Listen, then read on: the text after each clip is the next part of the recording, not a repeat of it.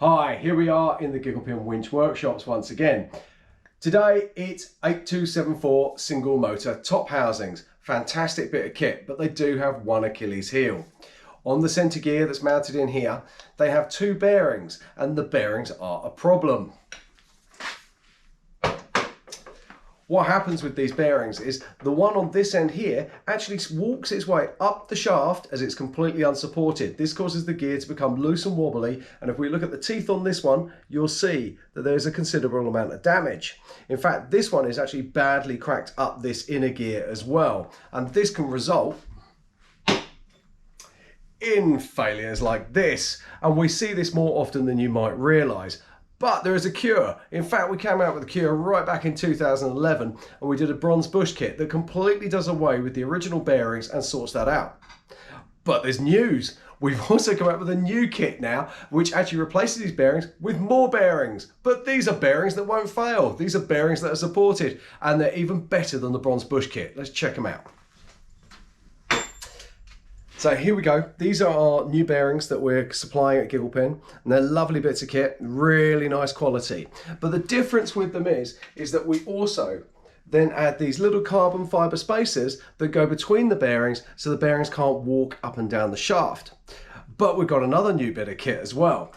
Now, previously, I'll pick up the right bits. Previously, we always used to, when we were replacing these, we used to have to use a retaining screw on the side of the housing like this. It works great, but it's a bit ugly, isn't it? So we've come up with a new solution, and we're going to check that out. Now, along with this, we also now do a circlip removal tool and a bearing removal and refit tool as well. We've already got an existing video on that, but I want to go through this a little bit for you. So these are the tools involved, and we use this punch here, and that we use to take out the little circlip that we find just in the end of that gear. All we do is place the punch on the circlip, give it a sharp tap with it held in a vise, and that will split the circlip in half and allow us to remove it. If it doesn't come out first time, just rotate the gear, give it another tap, and it will come out. Okay, so nice and easy. We then have this chap here. This is our bearing removal and refit tool, and it's very simple to use. Let's have a crack at that now. I've got a gear here with some bearings in. We're going to knock those out using this tool. So nice bearing race there that just sits the gear on nicely. And all we're going to do is put that up there. Trusty #1 ball peen hammer. And just see that coming out. So that's the #1 bearing gone. And then they all come, and just take that one out because there's a spacer in that one. There we are, nice and simple. So we've got our bearings back out, and now we can pop those back in again. And I'm just doing this just to show you how easy this is to do. Okay, so gear down, I'm just putting that on there, put my tool back. I bet you never thought you'd see the day to reuse these actual same bearings. We've got our spacers.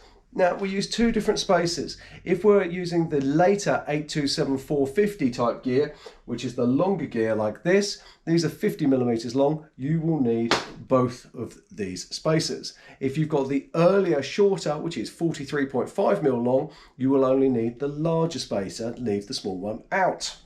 So on this we need both, so we're just going to drop those in there, nice and easy. Take our last bearing, and we're just going to pop that home.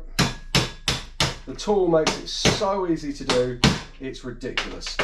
So there we go, new bearings fitted with spacers engaged, so we're not going to have a problem.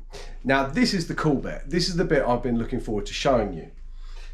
Previously, when we fit these, we do so with this standard 3-inch 3/8 diameter roll pin.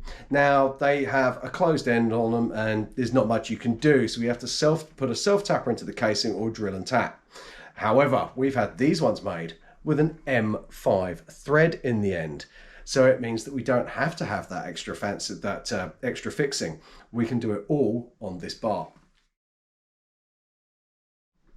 Okay, so we've got our nice new pin. It's got the M5 hole up through the end of it now, so we don't need to use a self-tapping screw. Let's fit this and I'll show you how it works.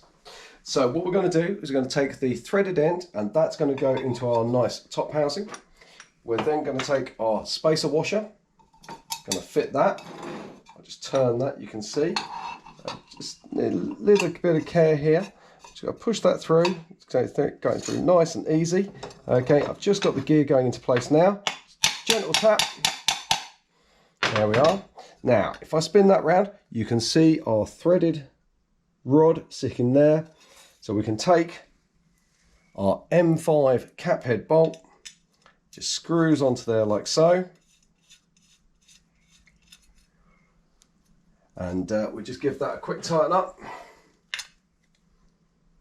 There it is. Put that tool down. I can turn that round, and so it just sits flush on the outside. So there's no need for any drilling, no need for any tapping, anything like that. It's all retained right here. How cool is that? Makes you wonder why we didn't think of this years ago, but there we go. So there we go. New gear fitted, using our new tools, new bearings, new bearing spacers, and most importantly, our new 3-inch dowel pin with the M5 thread in the end, giving us the perfect results for our 8274 top housings. Check them out on gigglepinwinches.com, and we hope to see you soon. See ya.